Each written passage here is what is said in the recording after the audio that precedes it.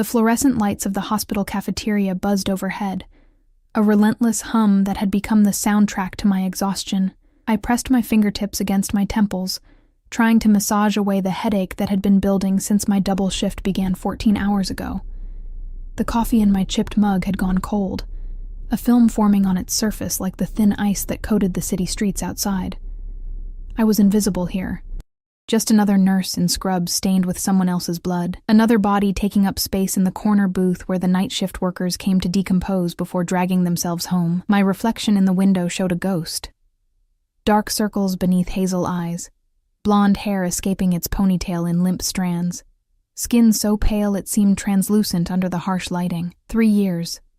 3 years since I'd been that bright-eyed student who believed saving lives would fill the hollow spaces inside me. Now I knew better. Now I understood that some voids couldn't be filled, only managed, surviving one shift at a time while bills piled up, and my daughter's daycare called to remind me, again, that I was late with this month's payment. The cafeteria door swung open, letting in a blast of February cold that carried the scent of expensive cologne and something darker. Leather, perhaps, or gunpowder. I didn't look up. Whoever they weren't here for me. Nobody was ever here for me. Emma. My body tensed before my mind could process the voice. That voice.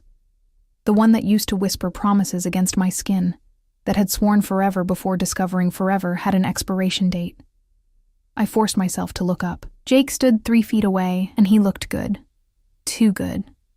The kind of good that came from not working double shifts, from not choosing between groceries and electricity, from walking away when things got difficult and never looking back.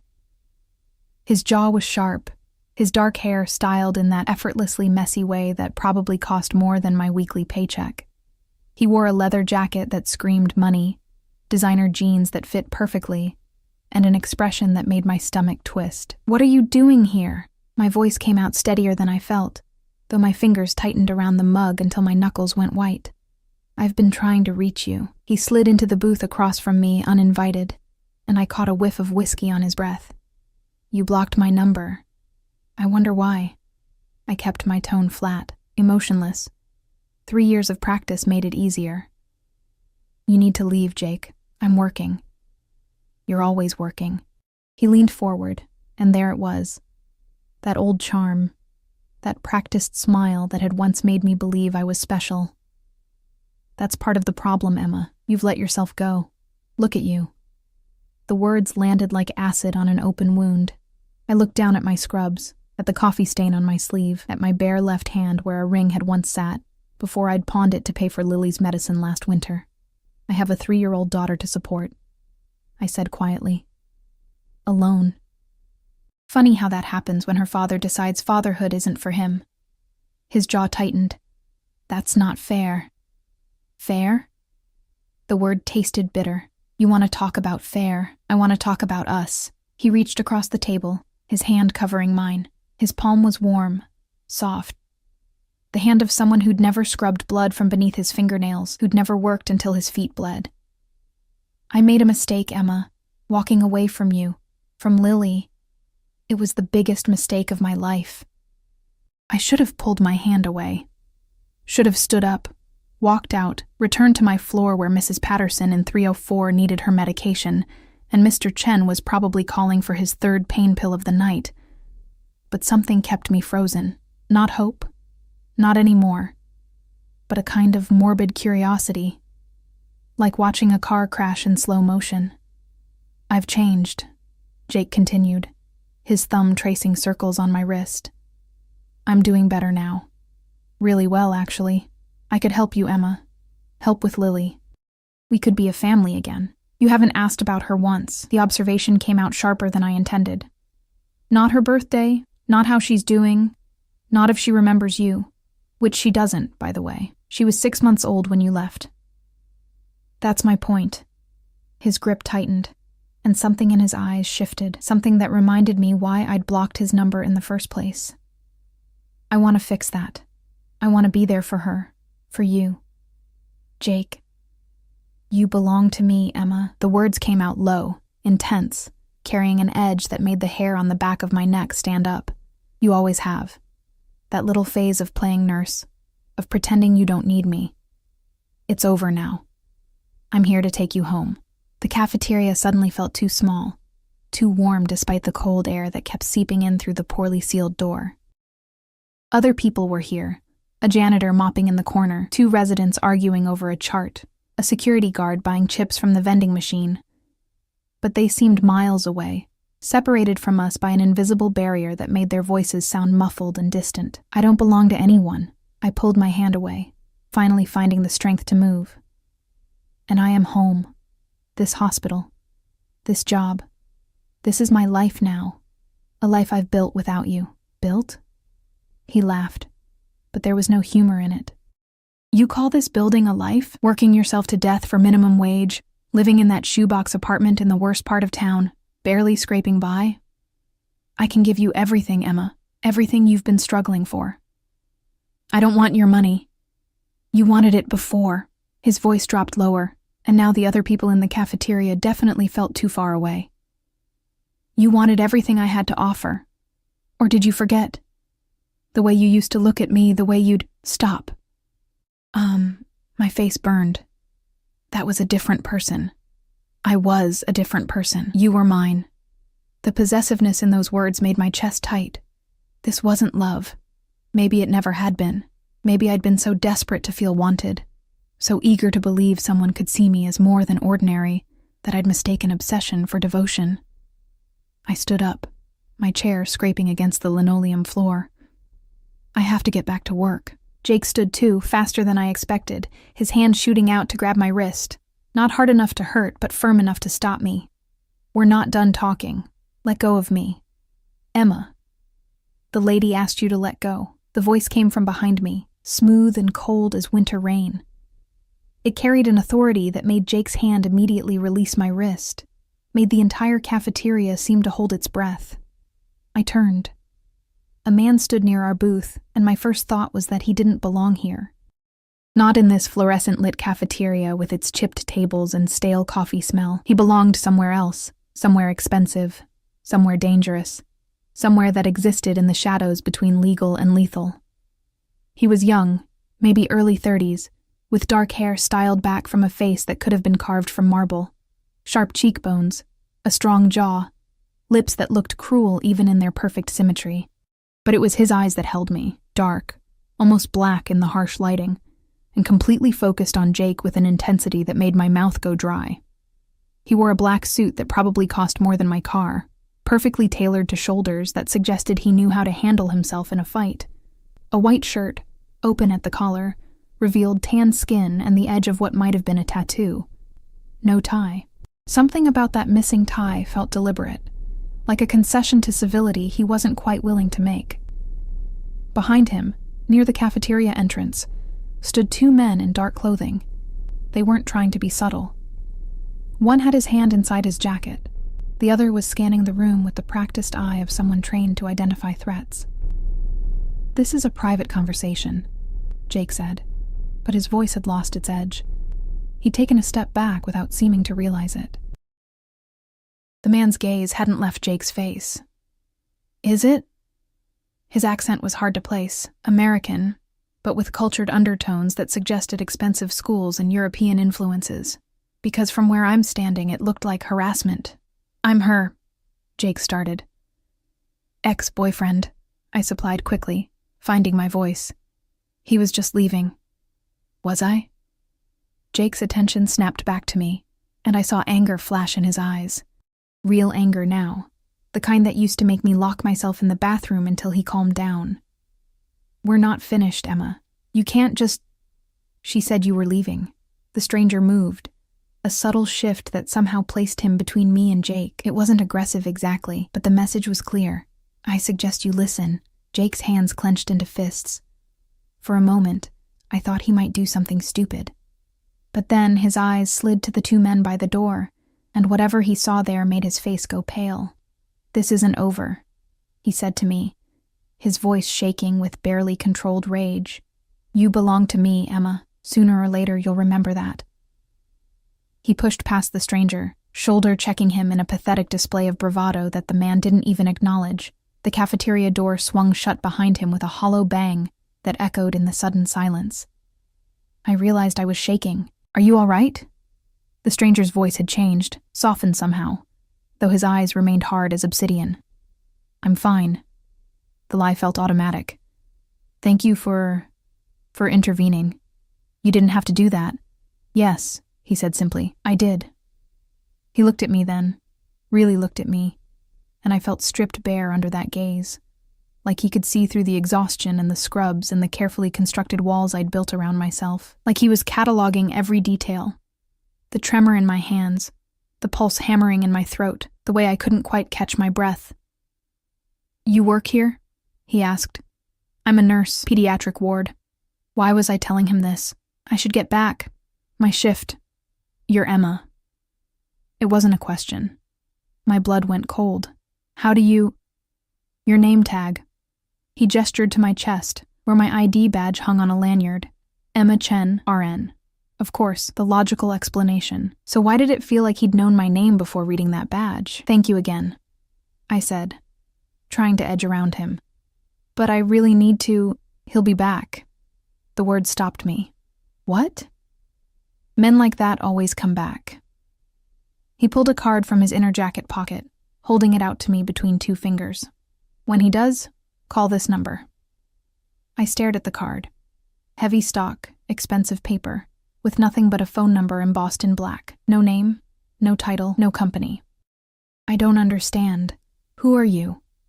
His lips curved into something that might have been a smile if it had reached his eyes. Someone who doesn't like seeing people pushed around.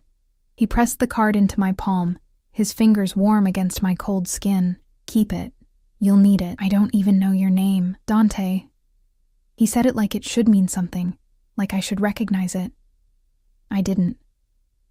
"Keep that card safe, Emma." He turned to leave, his guards immediately flanking him. But at the door, he paused, looking back over his shoulder. "And lock your doors tonight, all of them."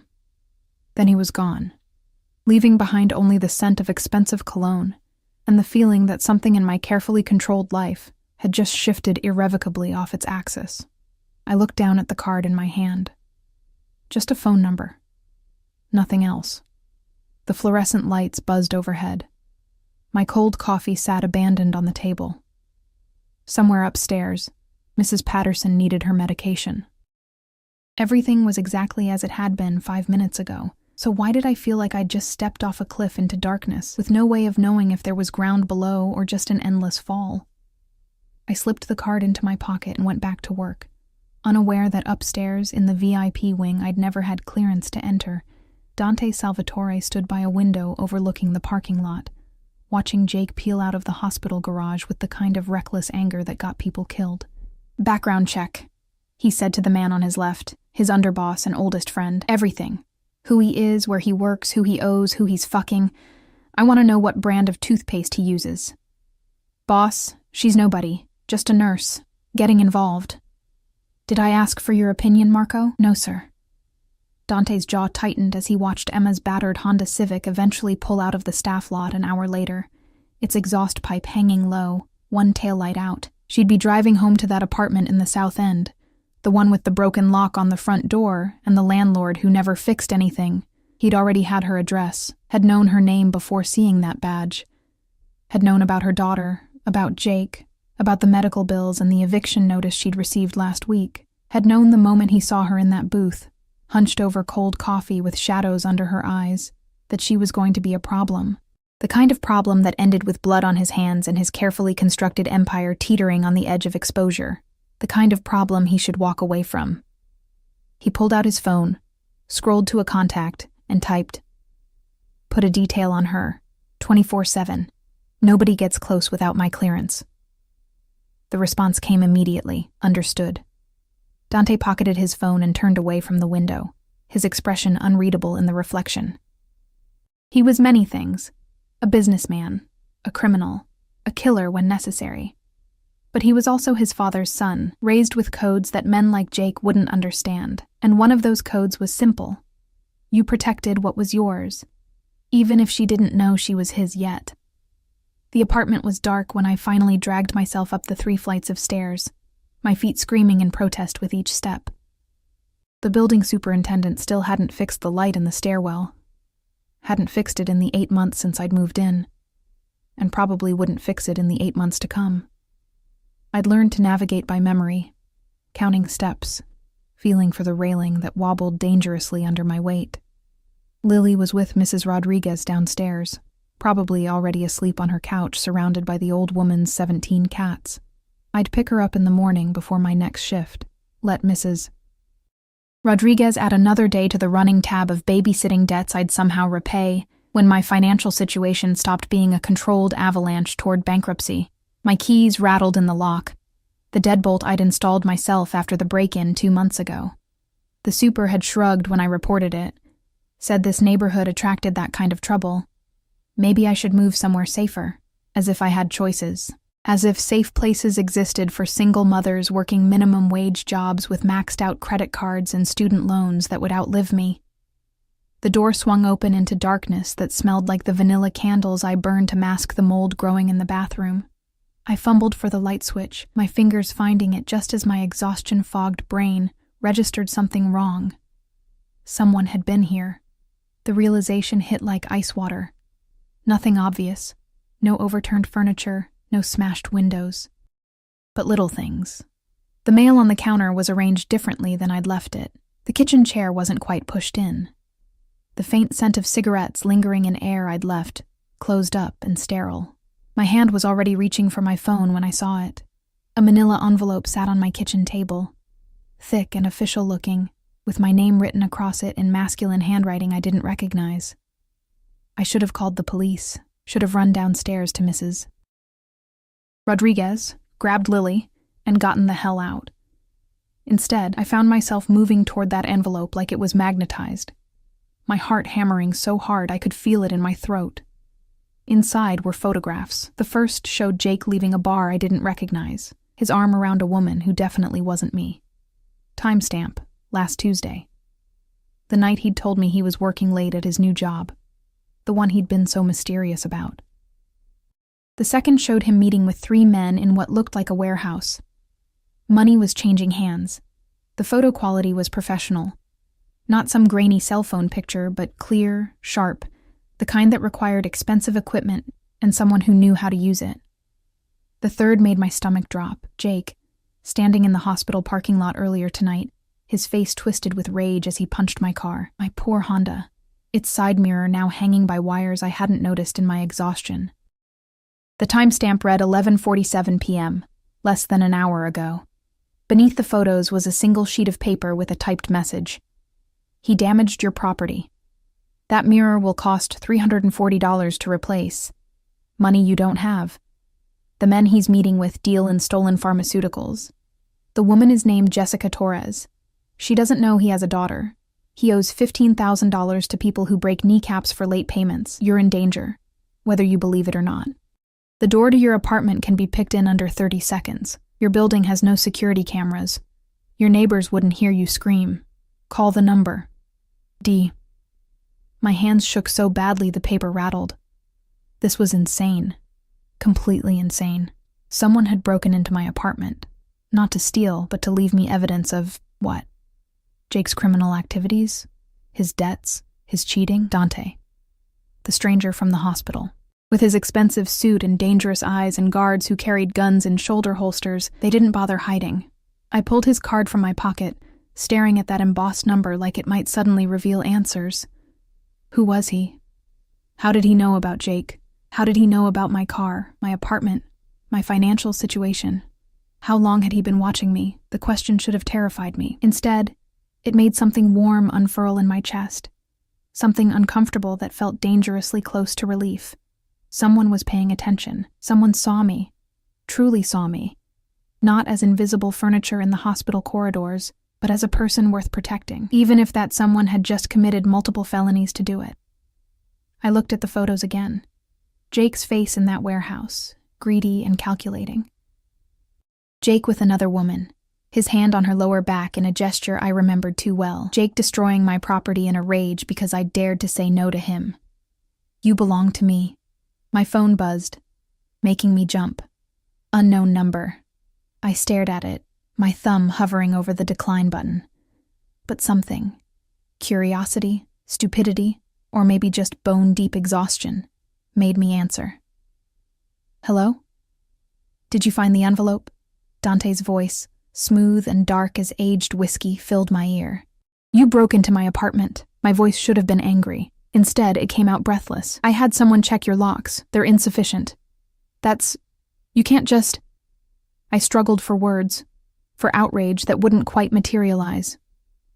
This is illegal. Breaking and entering. Stalking.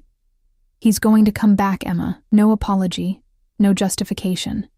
Just cold fact delivered in that accent that did things to my nervous system I didn't want to examine. Tomorrow.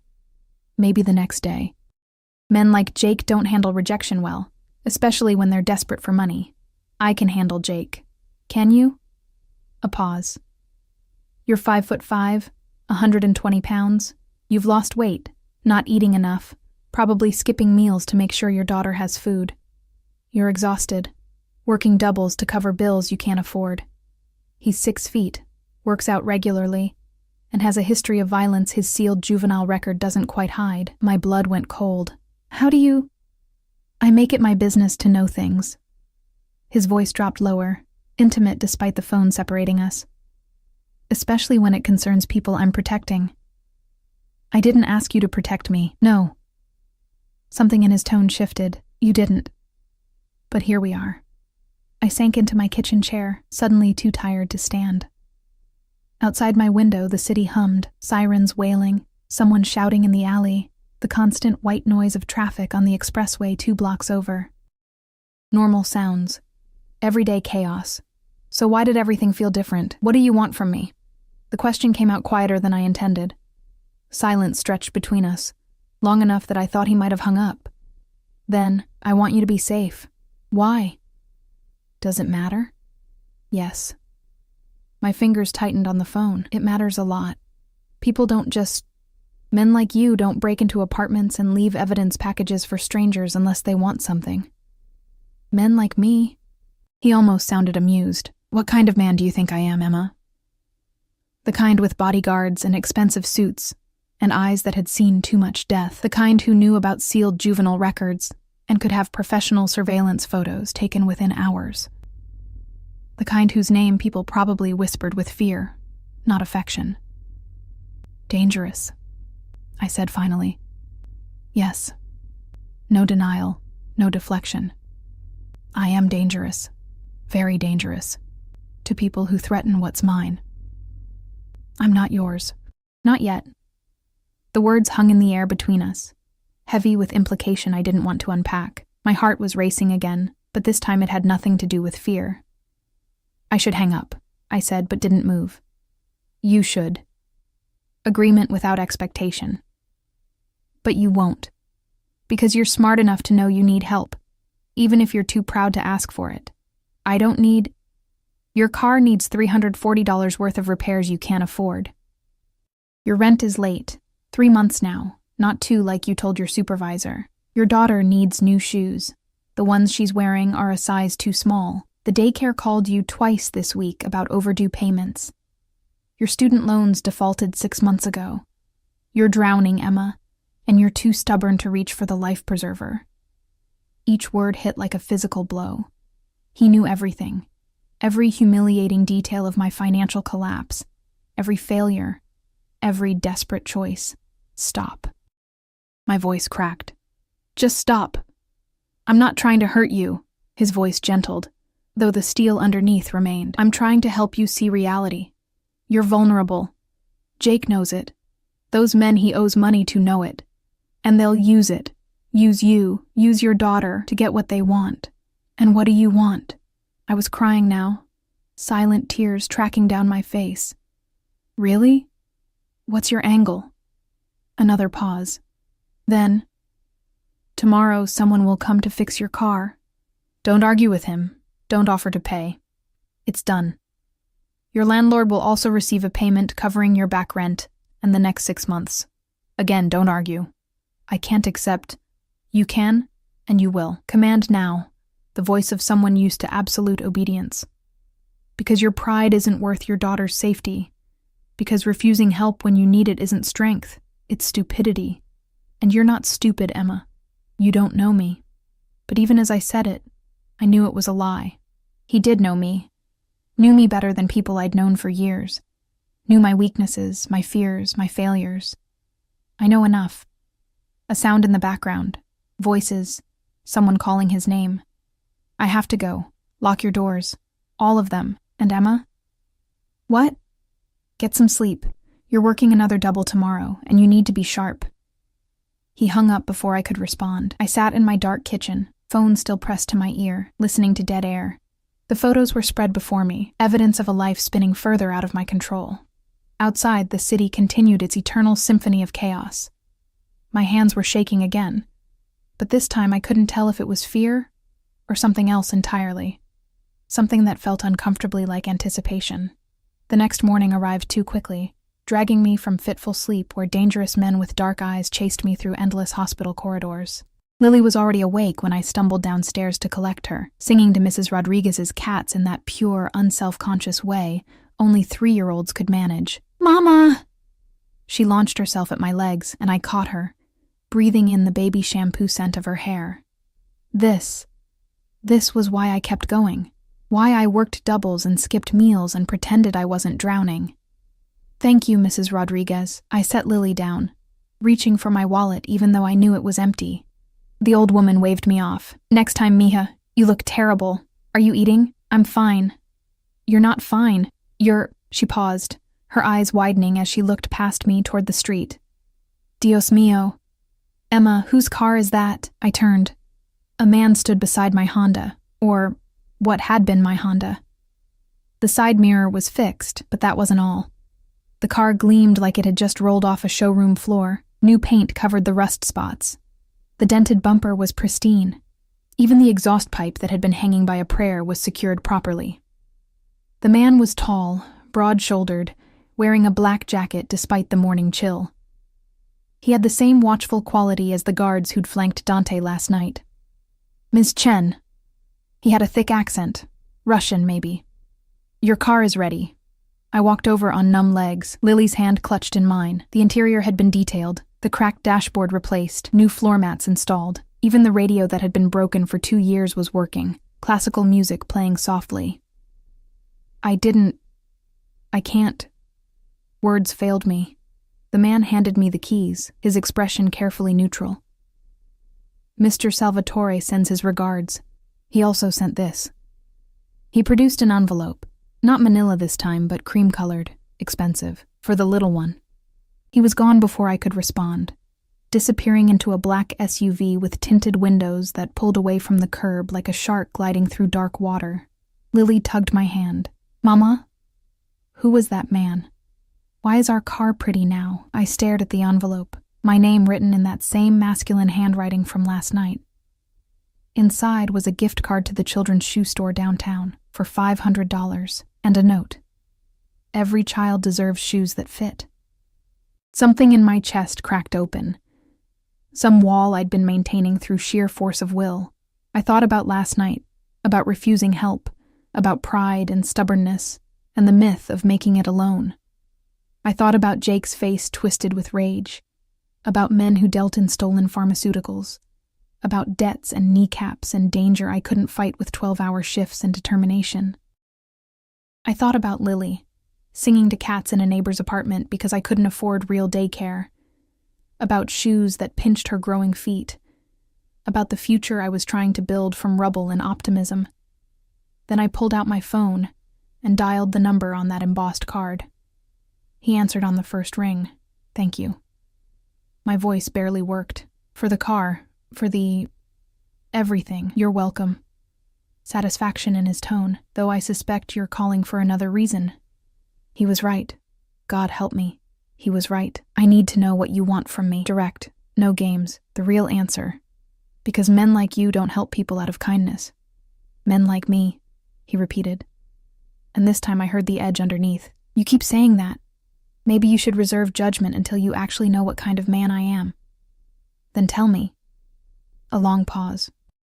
Background noise suggested he was in a car, probably one of those black SUVs with bulletproof windows, and drivers who carried guns. "Have dinner with me tonight," he said finally. "What?" "Dinner, a meal, conversation. A chance for you to ask your questions in person instead of hiding behind a phone." "I'm working." "I know your schedule. You're off at 6. Someone will pick you up at 7. Wear something comfortable. And Emma?" His voice dropped, intimate despite the distance. "Bring your questions. All of them. I'll give you truth, even if you don't like the answers. I don't think... You owe me nothing. Not money, not favors, not anything beyond an hour of your time. If after dinner you want me to disappear, I will. You'll never hear from me again. The car is yours regardless. The rent is paid regardless. No strings." It was the no strings that decided it, because I recognized a lie when I heard one, heard it in my own voice enough times. Everything had strings. Everyone wanted something, but at least he was honest about the dishonesty. 7 o'clock, I agreed. 1 hour, then you leave me alone. If that's what you want. A pause. But Emma, I don't think it is. He hung up before I could argue, leaving me standing beside my transformed car with my daughter's hand in mine, and the uncomfortable feeling that I'd just agreed to something far more dangerous than dinner. Mrs. Rodriguez was watching from her window, crossing herself like she did when ambulances screamed past with their lights blazing. "That man," she called down, "the one who fixed your car. He's not a good man, mija." I knew that. Had known it the moment I saw him in that cafeteria with danger rolling off him like cologne. But Jake wasn't a good man either, and he'd almost destroyed me with charm and promises. At least Dante was honest about being dangerous. The black car arrived at precisely 7 o'clock, idling at the curb like a panther waiting to pounce. Not an SUV this time, but a sedan. Sleek, expensive, the kind that whispered wealth instead of shouting it. The windows were tinted so dark I couldn't see inside, but I knew who had sent it. I'd changed 3 times before settling on dark jeans and a cream sweater. The nicest things I owned that didn't have stains or holes. My hair was down, falling past my shoulders in waves I'd actually had time to style. Makeup covered the shadows under my eyes. I almost looked human instead of the walking corpse who haunted hospital corridors. Mrs. Rodriguez had Lily again. Blessing her, the old woman had taken my daughter without questions, just pressed rosary beads into my palm, and told me to be careful. I'd left them on my kitchen counter, unsure whether I believed in protection that came from prayer. The driver emerged as I approached. A different man than this morning, but cut from the same cloth. Dark suit, watchful eyes, the kind of stillness that came from military training or prison time. He opened the rear door without a word. The interior smelled like leather, and something spicy. Dante's cologne, I realized. He wasn't inside, but his presence lingered like smoke. "Where are we going?" I asked as the driver pulled smoothly into traffic. "Mr. Salvatore is waiting for you." His eyes met mine in the rearview mirror. 20 minutes. I watched the city slide past the windows, familiar streets giving way to neighborhoods I'd only seen in magazines. The buildings grew taller, cleaner, the kind of places where doormen wore uniforms and residents had names that appeared in society pages.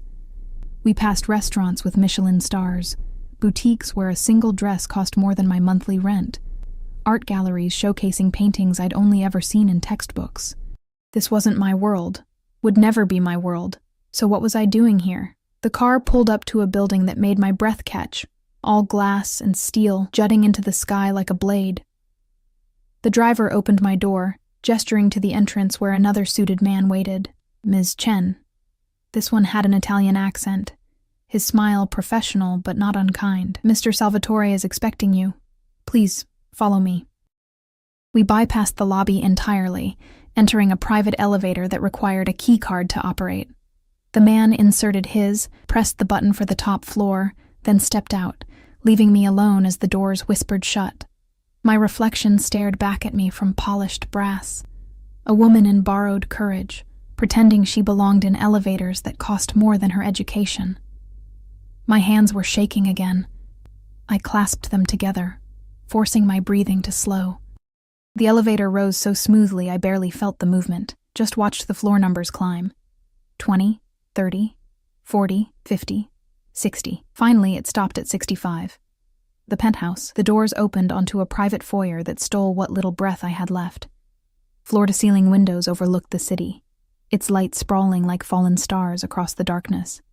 The space was open, modern, decorated in blacks and grays and deep blues that suggested money spent by someone with actual taste. Abstract art adorned the walls, originals, I suspected, not prints, furniture that looked like it belonged in museums.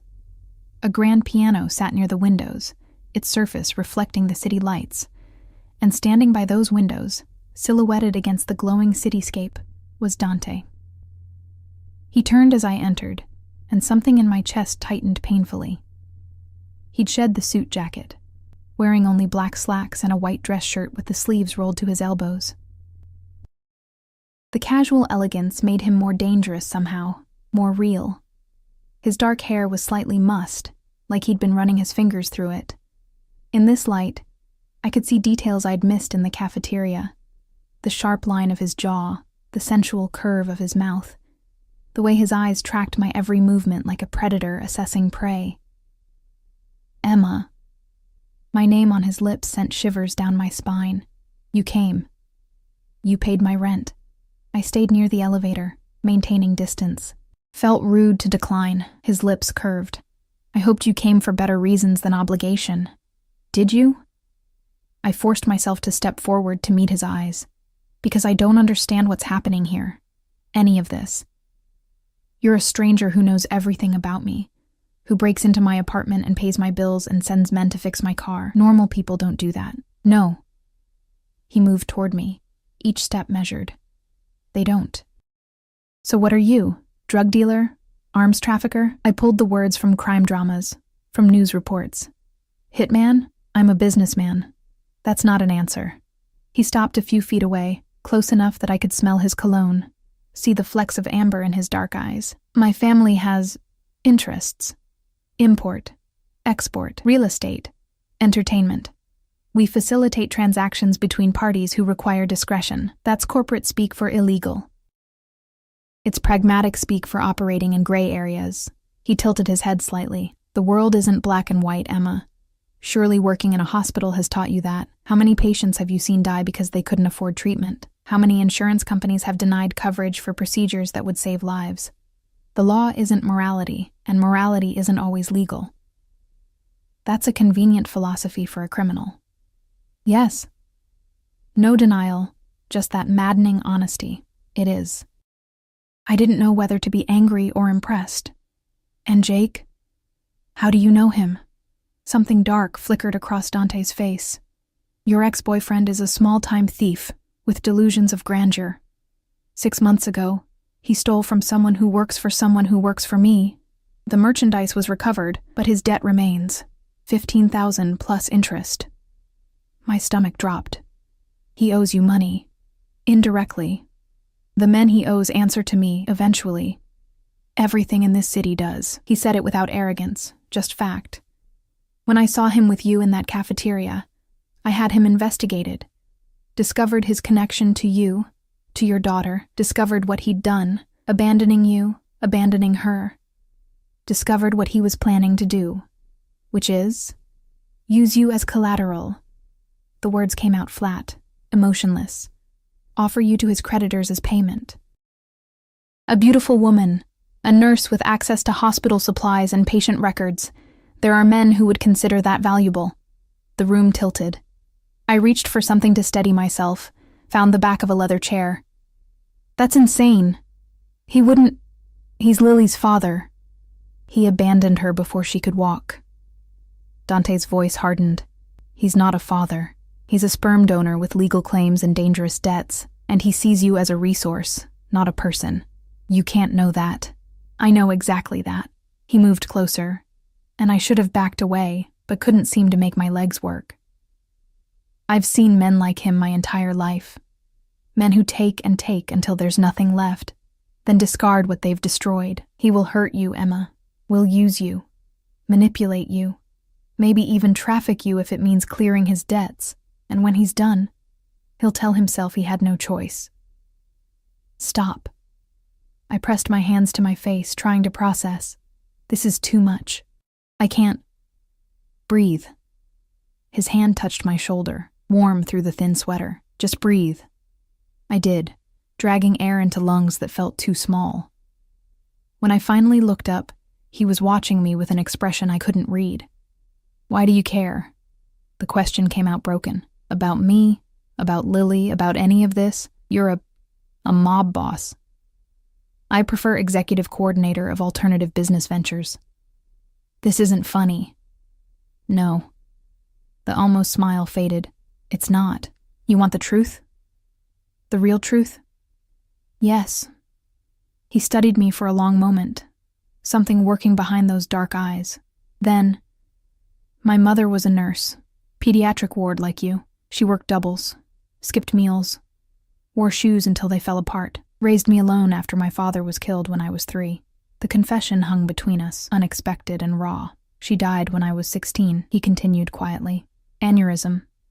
Sudden. She was at work, covering for someone who called in sick. They found her in the supply closet, already gone.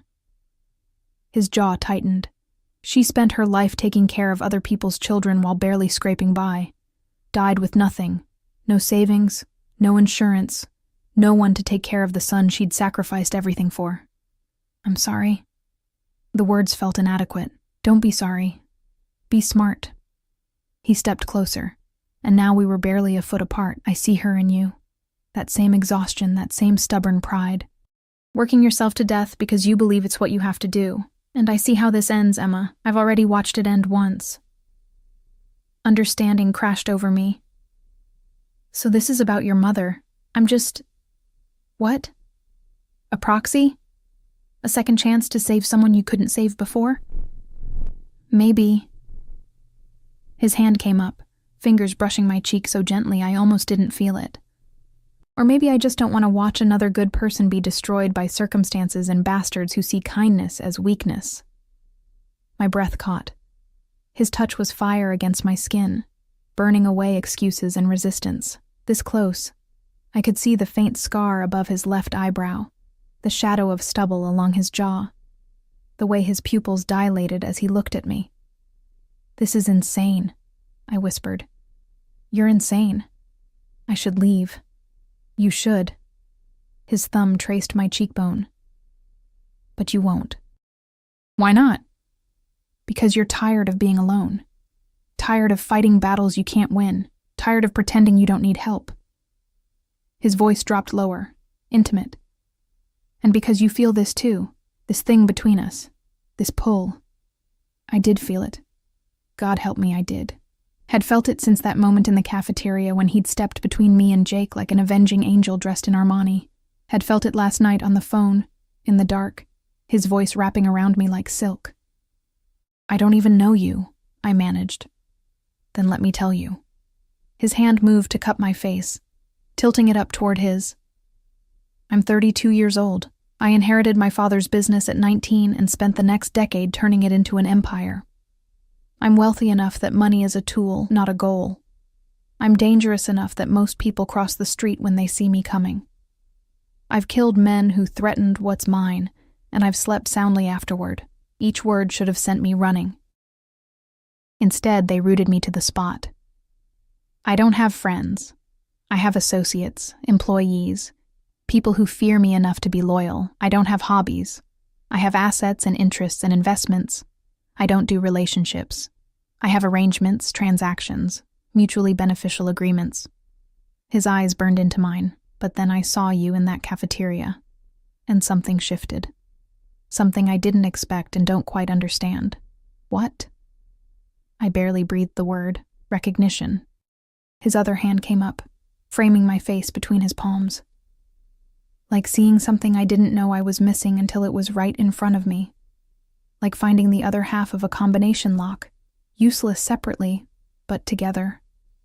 He didn't finish the sentence, didn't need to. I have a daughter, I said, desperate for something to break this spell, a 3-year-old who depends on me. I can't afford to make mistakes. I know. I've had background checks run on her daycare, her pediatrician, everyone who comes in contact with her. She's protected now, both of you are. That's not normal, I'm not normal. He leaned closer, his breath warm against my lips. I'm possessive, controlling, probably a dozen other red flags your instincts are screaming about, but I'm also honest about what I am and what I want, which is you. Simple, direct, devastating. In my life, in my bed, in my world. Safe, protected, mine. The last word sent heat flooding through me. You can't just claim people. Watch me. Not arrogance, but absolute certainty. You've been surviving, Emma. I'm offering you a chance to actually live. No more double shifts unless you want them. No more choosing between groceries and electricity. No more fear every time your ex shows up wanting something. I'll take care of you. Both of you. All you have to do is let me, and in exchange, because there was always an exchange. Always a price. Be mine. His thumb stroked my cheeks, gentle despite the intensity in his eyes. Let me protect you. Let me give you the life you deserve. Let me show you what it feels like to be treasured instead of tolerated. I don't understand you, but my hands had come up to grip his wrists, holding him in place instead of pushing him away. Why me? You could have anyone. Models, actresses, women who actually belong in this world. I don't want someone who belongs here. His forehead touched mine, and the intimacy of it made my eyes sting. I want someone real. Someone who knows what matters. Someone who'd skip meals to make sure her daughter eats. Someone brave enough to work herself to exhaustion for people who don't even remember her name. Someone who looks at me and sees a man instead of a monster or a meal ticket. You are a monster, but the words held no heat. Yes. His lips curved against mine. Not quite a kiss. But I'm your monster now. If you'll have me. I should have said no. Should have walked away from this beautiful, dangerous man with his penthouse views and criminal empire and impossible promises. Should have protected myself, protected Lily, protected the small, hard-won life I'd built from nothing. Instead, I closed the distance between us and kissed him. He made a sound low in his throat. Surprise, maybe, or satisfaction. Then his arms were around me, pulling me against a body that was all lean muscle and controlled strength. The kiss wasn't gentle. It was claiming, possessive, the physical manifestation of everything he'd just promised. His mouth moved over mine with the confidence of someone who knew exactly what he wanted and refused to settle for less. I melted into it, into him, into the heat that bloomed between us. His hand slid into my hair, tilting my head back to deepen the kiss. I tasted whiskey on his tongue, felt the hammer of his heart against my palm when I pressed my hand to his chest. When we finally broke apart, we were both breathing hard. Dinner, he said roughly. I promised you dinner and answers. I don't care about dinner. The words tumbled out before I could stop them. I care about understanding what I just agreed to. What this is. This, he said, his thumb tracing my swollen lower lip, is me claiming you. This is you accepting my protection. This is the beginning of something neither of us can walk away from. That sounds like a threat. It's a promise. He kissed me again, softer this time, but no less possessive. You're mine now, Emma, and I protect what's mine with everything I have. Outside the windows, the city glittered like a jewel box spilled across darkness. Inside this penthouse, wrapped in the arms of a man I barely knew, but somehow recognized on a cellular level. I felt something I hadn't felt in 3 years. Safe.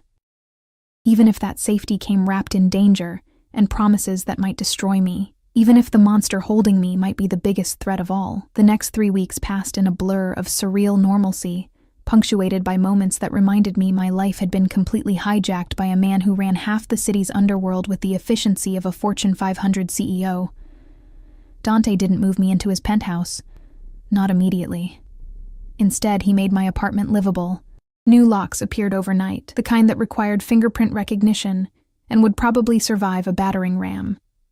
The mold in the bathroom vanished, replaced by pristine tile and fixtures that actually worked. My landlord suddenly became responsive, fixing every complaint I'd logged over 8 months in a single weekend. Incentive, Dante explained when I asked. He understands that keeping you happy is in his best interest.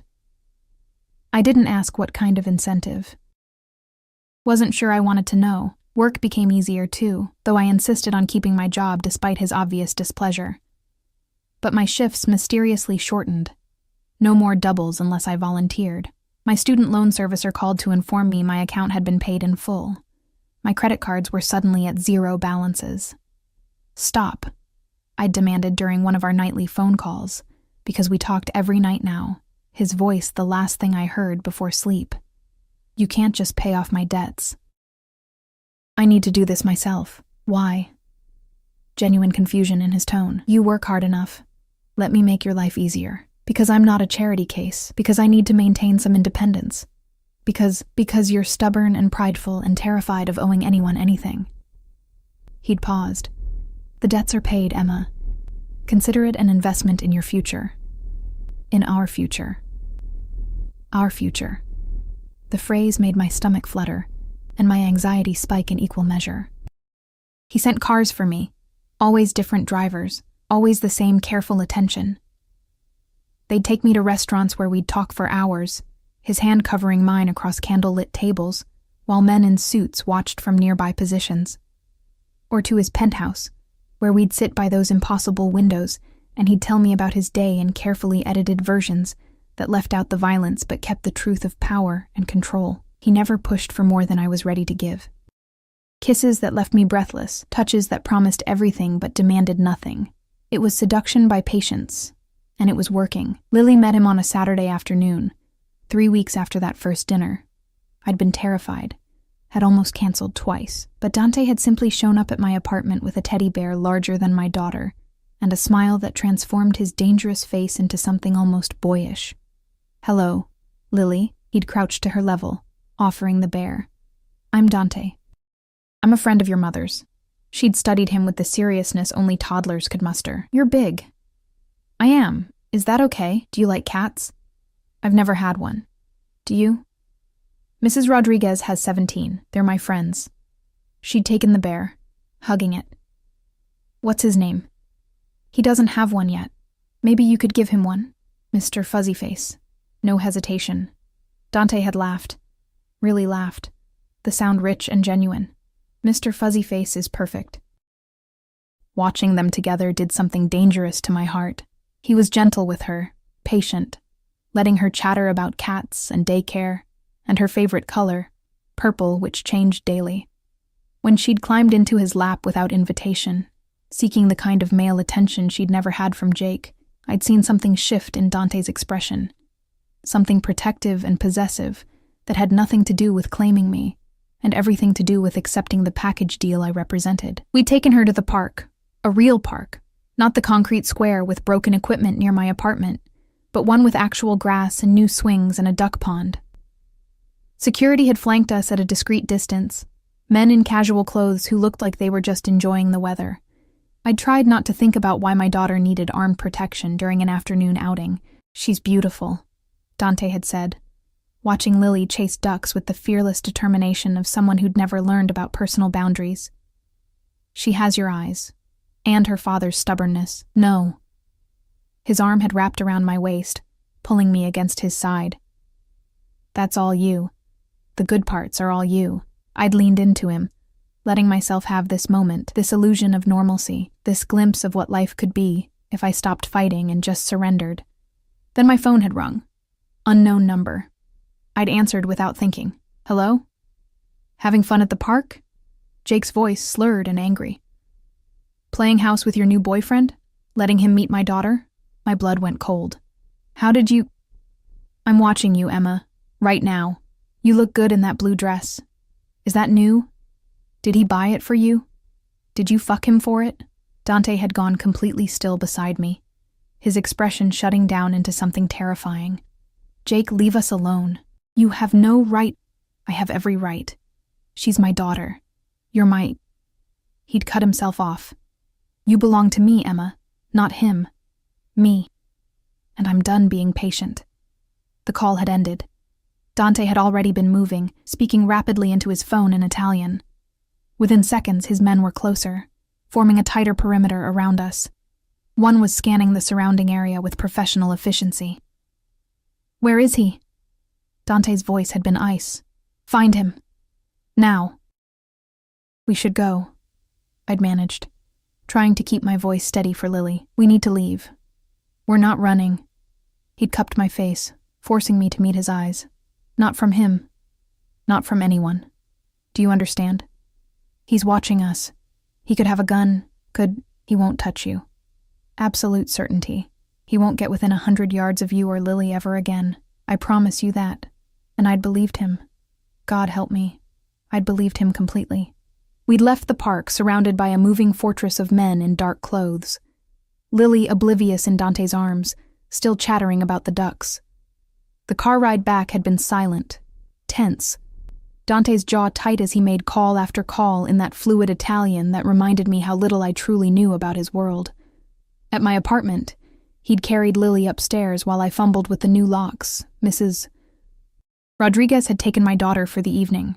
Dante had slipped her something, bills probably, and the old woman had accepted without her usual protests about payment. Then we'd been alone. Tell me about him.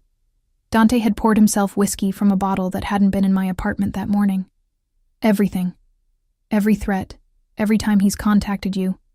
Every reason you're afraid. So I'd told him. About the pregnancy Jake hadn't wanted. About his disappearance when Lily was 6 months old. About the calls that came every few months, drunk and belligerent, demanding I take him back. About the time he'd shown up at the hospital, making a scene until security escorted him out. About my fear that he'd try to claim custody just to hurt me, even though he'd never wanted to be a father. Dante had listened in silence, his expression growing darker with each detail. He's a dead man, he'd said finally. Calm, matter of fact, like announcing the weather. What? He threatened you, threatened your daughter, stalked you to a public park, made it clear he intends to escalate. Dante had set down his glass. That's unacceptable. You can't just kill him. But even as I said it, I wasn't sure I meant it. I can do exactly that, have done it for less. He'd moved toward me, his hand settling on my shoulders, but I won't. Not if you don't want me to. This is your life, your choice. I'll respect whatever boundary you set. What's the alternative? I make him disappear. Not permanently, just effectively. New city, new identity, enough fear that he never comes near you again. He'll understand that you're protected now. That touching you means forfeiting his life. That's still... I'd struggled for words. That's kidnapping. That's illegal. Yes. No apology. It is. I'd looked into his eyes, seeing the truth there. He would do this. Would commit felonies. Would use violence. Would cross every line I'd been taught to respect. All to protect me. All because in his world, threats weren't resolved through restraining orders and hope. I don't want you to kill him, I'd whispered. But I want him gone. I want to stop being afraid. I want Lily to be safe. Then consider it done. He'd kissed my forehead, gentle despite the violence in his words. By tomorrow, Jake will be on a plane to Seattle with a new job and a clear understanding that this city is no longer safe for him. He'll have money, enough to clear his debts and start over, but he'll also have a shadow, someone watching to ensure he never comes back. Just like that, you can just rearrange someone's entire life. I can rearrange anything. His thumb had traced my lower lip. Especially when it comes to protecting what's mine. There was that word again. Mine.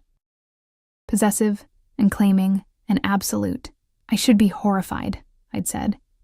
Should call the police, report you, run away from this insanity. But you won't. No. The admission felt like stepping off a cliff. I won't. Why not? I'd thought about it. About all the reasons I should be terrified of this man and his casual relationship with violence, but beneath the fear was something else. Something that had been growing since that night in the cafeteria, when he'd stepped between me and Jake without hesitation. Because for the first time in 3 years, I feel safe. The words came out broken, because you see me, actually see me, not just the uniform or the bills or the baggage. Because when you look at Lily, you don't see an obligation. You see a child worth protecting. She is worth protecting. His hands had framed my face. You both are. And anyone who threatens you will learn exactly what that protection costs. He'd kissed me then, deep and claiming, and I'd let myself fall into it, into him. into this dangerous, impossible thing we were building. Later that night, after he'd left, always leaving before things went too far, maintaining that maddening patience, I'd stood by my window watching his car disappear into traffic. My phone had buzzed with a text from an unknown number. A photo. Jake at the airport, 2 of Dante's men flanking him. The timestamp read, 11:47 p.m. Below it, problem solved. Sleep well, beautiful. I should have felt guilty. Should have felt something beyond this overwhelming relief. Instead, I'd climbed into bed and slept through the night for the first time in 3 years. The following Monday, I arrived at work to find my supervisor waiting by the nurse's station. Her expression carefully neutral. "Emma, can we talk in my office?" My stomach dropped. Had someone reported Dante? Had the hospital found out about my connection to a known criminal? Was I being fired? Her office was small, cluttered with files and coffee cups. She gestured to a chair, then sat across from me, her hands folded on the desk. "I received an interesting call this morning," she began, "from the hospital board. Apparently, an anonymous donor has established a scholarship fund for nursing staff pursuing advanced degrees. Full tuition, books, living expenses, everything covered." I stared at her. "Okay? You've been selected as one of the recipients." She slid a folder across the desk. "If you're interested in completing your master's degree, the program starts next semester. You'd continue working here part-time while studying. Full benefits maintained." My hands shook as I opened the folder. It was real. All of it. A path to the future I'd abandoned when I got pregnant, when Jake left, when survival became more important than dreams. "There's no obligation," my supervisor continued. "But Emma, you're a gifted nurse. You could do more than bedside care. You could teach, could specialize, could—" "Yes," the word burst out. "Yes, I want this," she smiled. "I thought you might. There's one condition, though." Of course there was. "What?" "The donor requested that you personally receive the information from them. They're waiting in the conference room." My heart hammered. Now? Now. I walked to the conference room on numb legs, knowing what I'd find before I opened the door. Dante stood by the window, his back to me, phone pressed to his ear. He was speaking Italian again, his voice low and authoritative. When he heard the door close, he ended the call and turned. Surprise. That almost smile played at his lips. "You did this." Not a question. "I invested in talent." He moved toward me. "The hospital benefits, you benefit, and I get to watch you become everything you're capable of being. Win-win." Dante, this is too much. The car, the apartment, my debts, and now this. I can't accept. "You can, and you will." He was close now, his cologne wrapping around me. "Because you deserve this. Because your daughter deserves a mother who isn't exhausted and financially destroyed. Because I want you to have choices, not just obligations." Why? The question I kept asking, kept needing answered. Why do all of this for me? His hand cupped my cheek, his thumb brushing away tears I hadn't realized were falling. "Because when I look at you, I see my mother. I see every woman who's been told to settle, to accept less, to be grateful for scraps. And I see a chance to rewrite that story.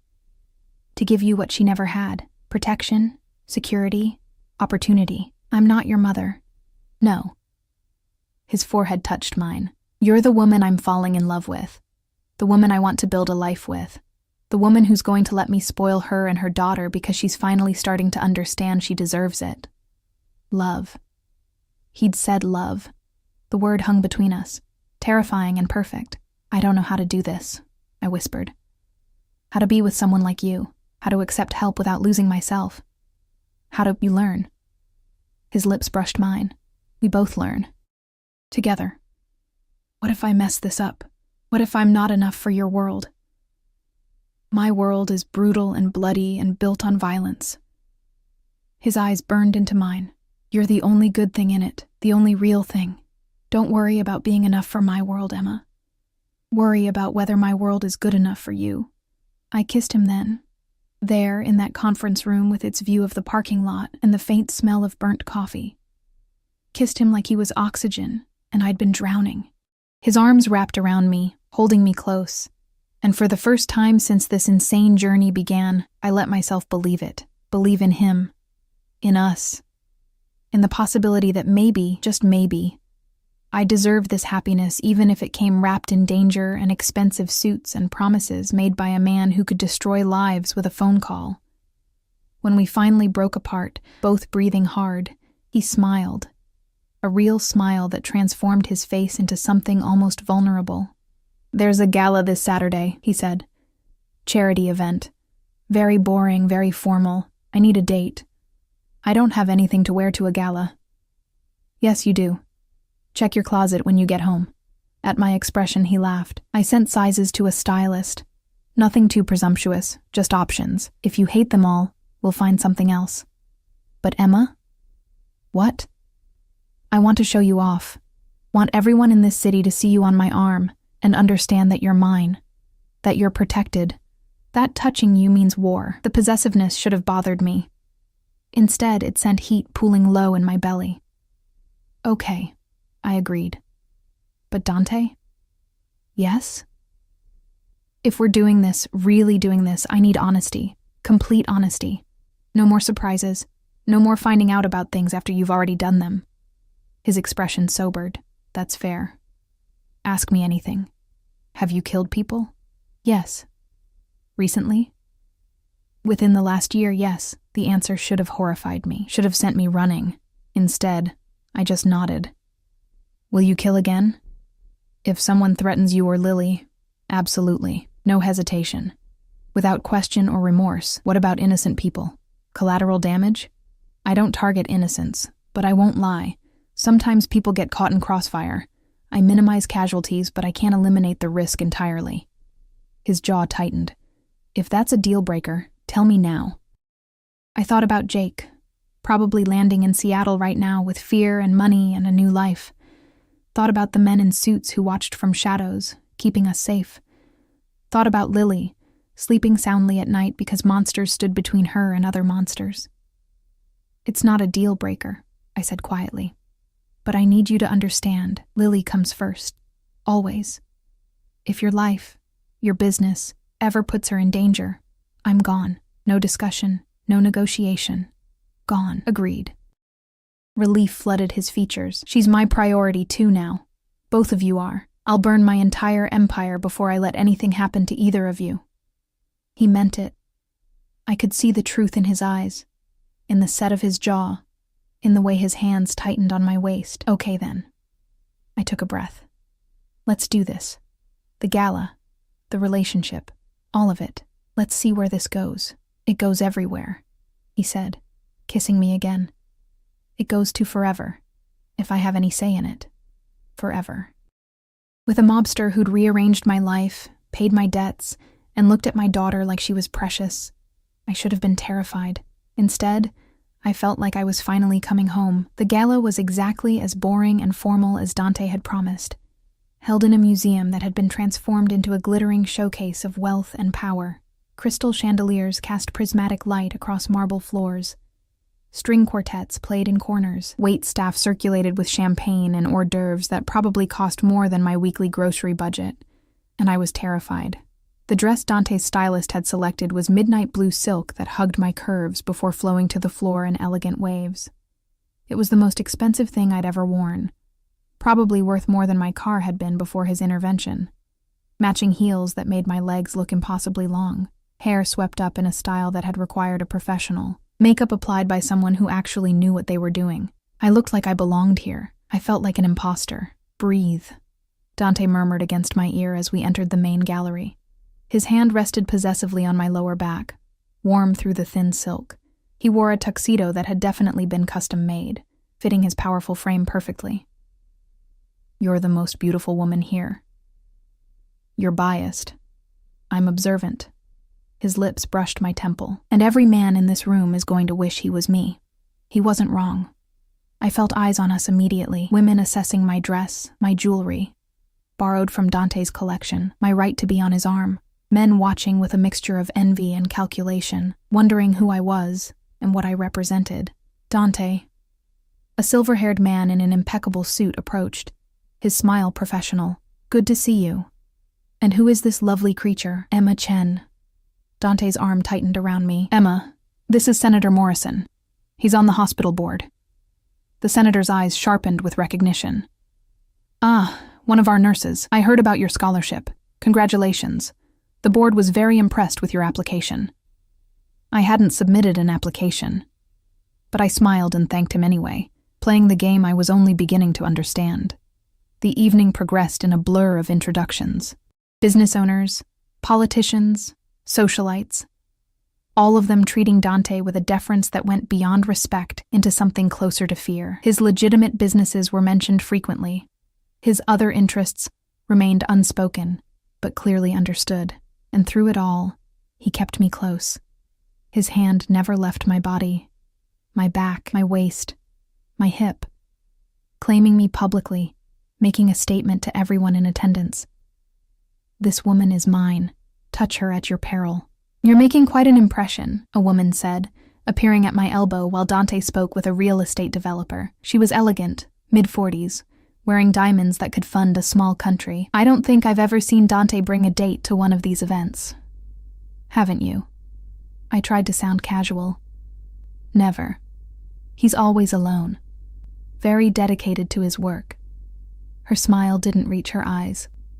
You must be special. Or convenient.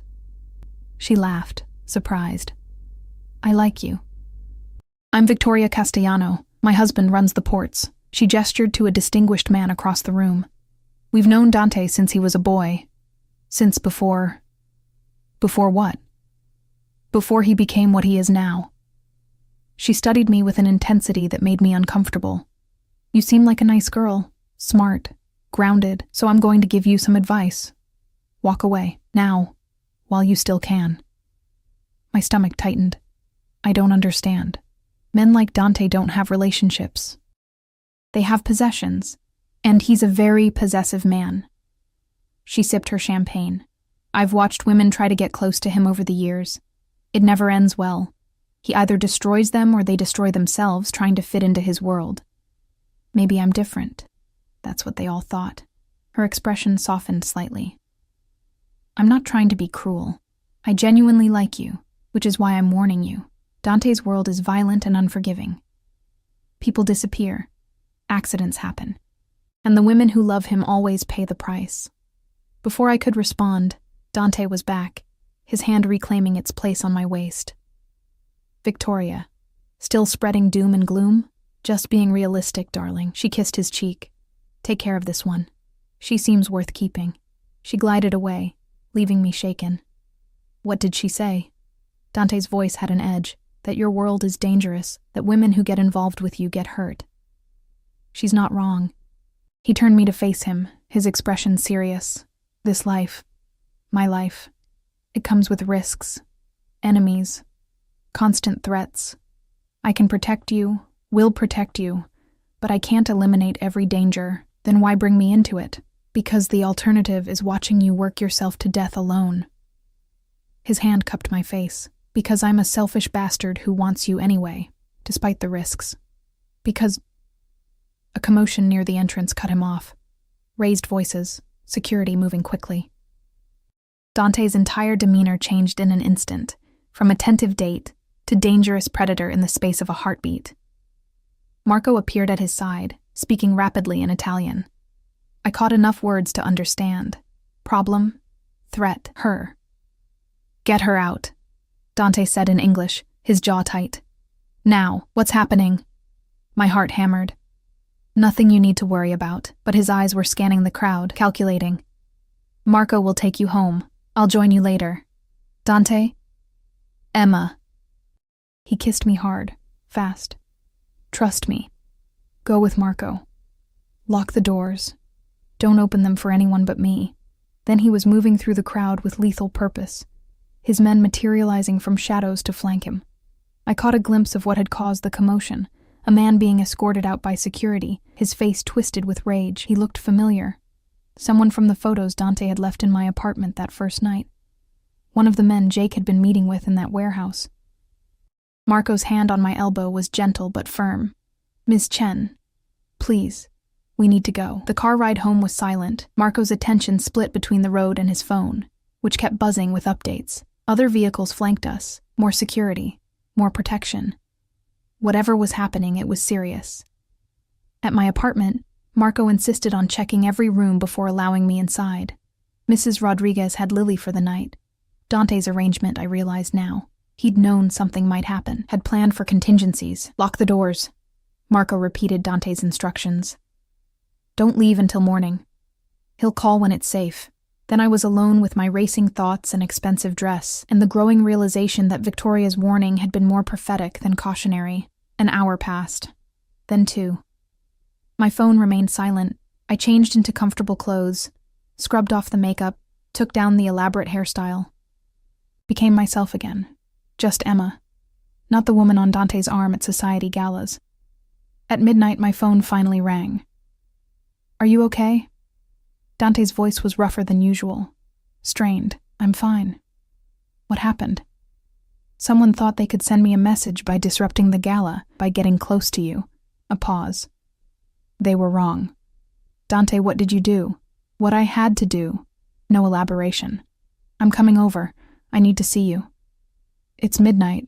Lily is safe with Mrs. Rodriguez. I already checked. Please, Emma. I need to see you. The vulnerability in his voice decided it. Okay. He arrived 20 minutes later, and my breath caught at the sight of him. The tuxedo jacket was gone, his white shirt partially unbuttoned and stained with something dark that might have been blood. His knuckles were bruised, his hair disheveled. He looked like he'd been in a fight. He probably had.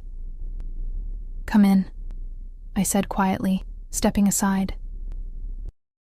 He entered like he was carrying the weight of the world, moving to my couch and collapsing onto it with his head in his hands. I'd never seen him like this, vulnerable, almost broken. I sat beside him, my hand on his back. Talk to me. The man at the gala. His name is Victor. He works for a rival family, the Koslov Bratva.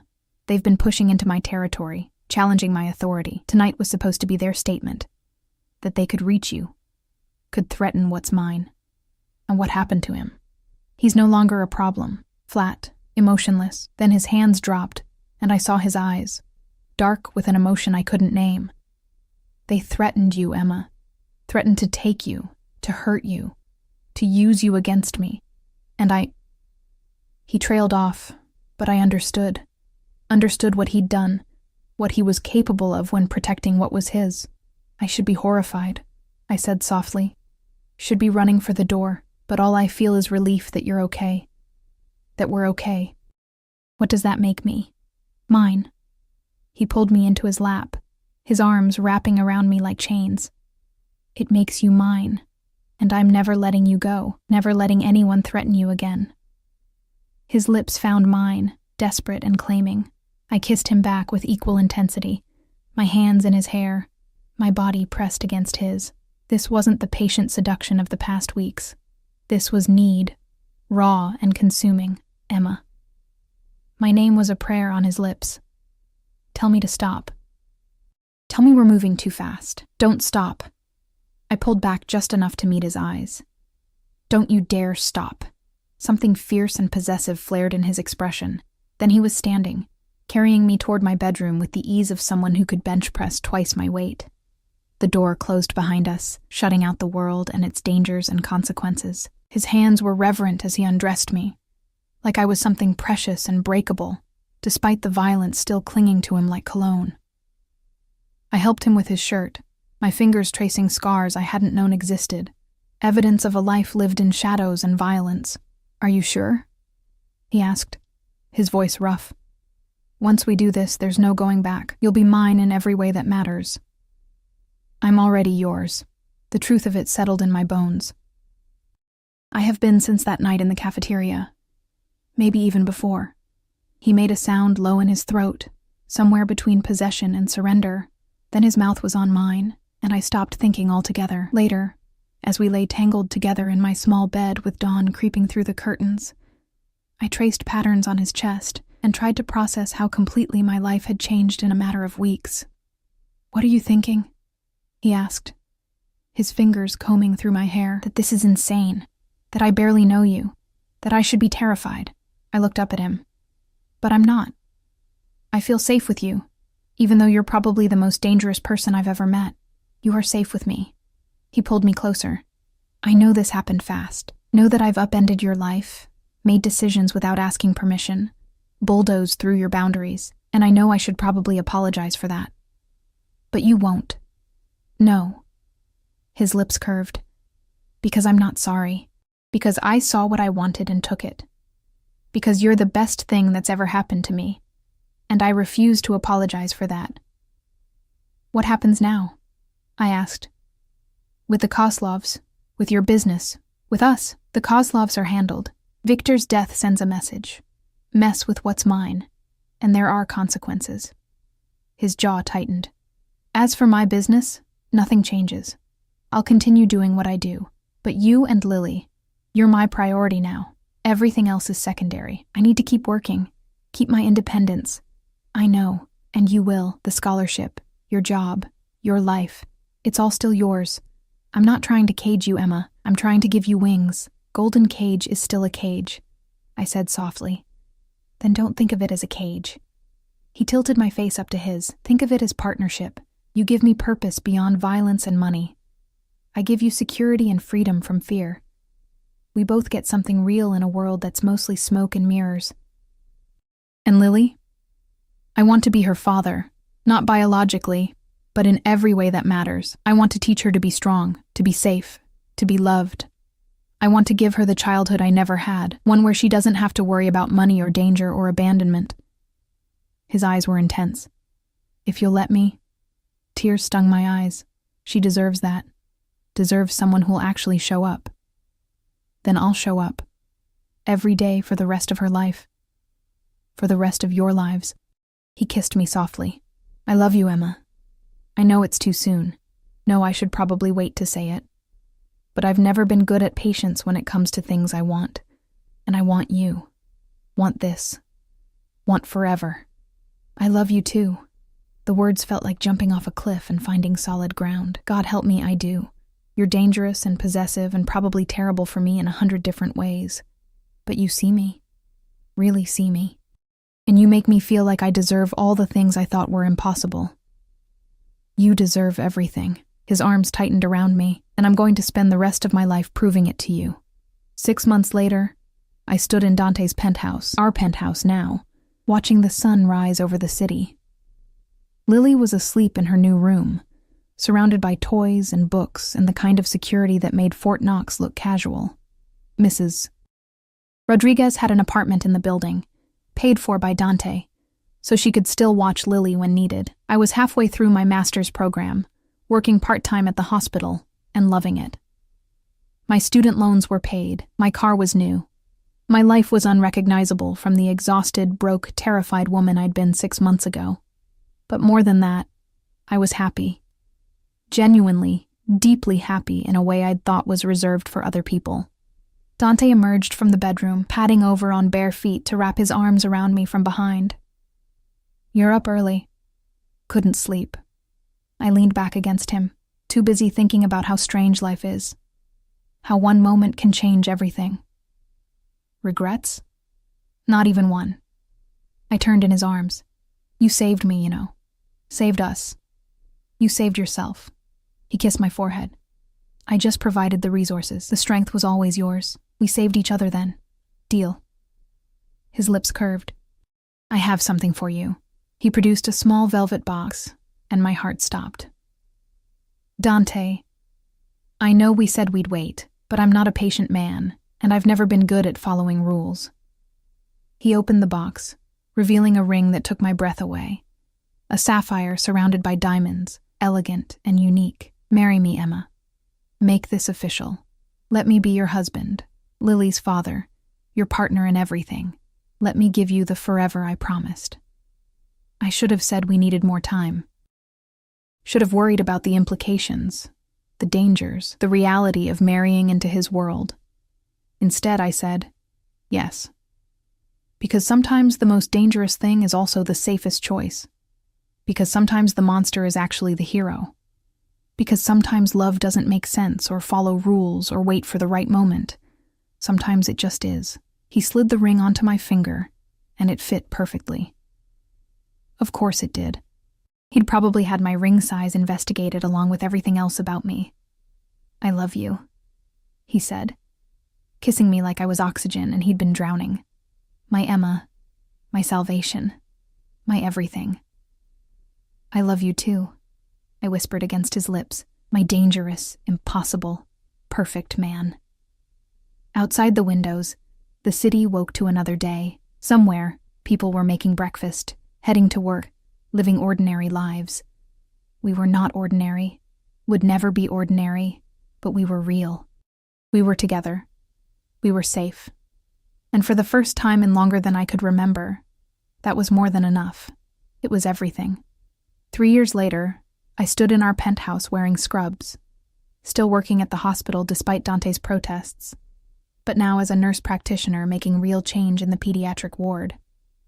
Lily was 6 now, bright and fearless, starting first grade at a private school where she was guarded discreetly but constantly. And in my arms, sleeping peacefully, was our son, Antonio Salvatore, named for Dante's father. 6 months old, with dark hair and his father's intense eyes. Dante entered, still wearing his suit from whatever meeting he'd just left. His empire had grown, become more legitimate on the surface while remaining deadly underneath. But he'd kept his promise. Family first. Always. "How is he?" Dante asked softly, running a finger down Antonio's cheek. "Perfect. Just like his sister was at this age." I smiled up at my husband. "How was your day?" "Boring meetings about port contracts and real estate acquisitions." He loosened his tie. "The usual." By usual, he meant business that probably skirted multiple laws. But I'd learned not to ask for details I didn't need. Had learned to live in the gray areas between legal and moral, between right and necessary. "Mrs. Rodriguez has Lily for dinner. She's making tamales." I shifted Antonio to one arm, reaching for Dante with the other. "Which means we have an hour to ourselves." Heat flared in his eyes. "An hour? Whatever will we do with that time? I have some ideas." I kissed him, still feeling that spark that had ignited the first time our lips met. "But first, I have news." "Oh?" The hospital board approved my proposal. "We're opening a free clinic in the South End, the neighborhood where I used to live. Full services, no questions asked, funded by anonymous donations." I met his eyes. "Your donations." His expression softened. "Your mother would be proud. Both our mothers would be." "I think so too." I handed him our son, watching as this dangerous, powerful man cradled our baby with infinite gentleness. "We're making a difference, Dante. A real difference." "You're making the difference. I'm just writing checks. You're doing more than that. You're proving that people can change. That we're not defined by where we come from or what we've done. That love can redeem even the darkest souls." "Careful," he murmured, pulling me close with his free arm. "You're going to make me think I'm actually a good man." "You are a good man. To me, to our children, to the people you choose to protect. That's what matters." He kissed me then, our son between us, and I felt the completeness of it. This life we'd built from danger and chance, and impossible choices, this family that shouldn't exist, but did anyway. "I love you," Dante said against my lips. "My Emma, my wife, my redemption." "I love you too," I whispered back. "My Dante, my husband, my salvation." And in that moment, with our son sleeping peacefully and our daughter laughing downstairs and the city stretching out before us in all its chaotic beauty, I understood something fundamental. Fairy tales weren't about princes and castles. They were about finding the person who saw your scars and loved them. About choosing danger that felt like safety over safety, that felt like prison. About taking chances on impossible men who turned out to be exactly what you needed. My fairy tale had started in a hospital cafeteria with a man who stepped between me and harm, and it would continue for the rest of our lives, written in gray areas and golden moments in danger survived and love triumphant, because I belonged to him and he belonged to me, forever.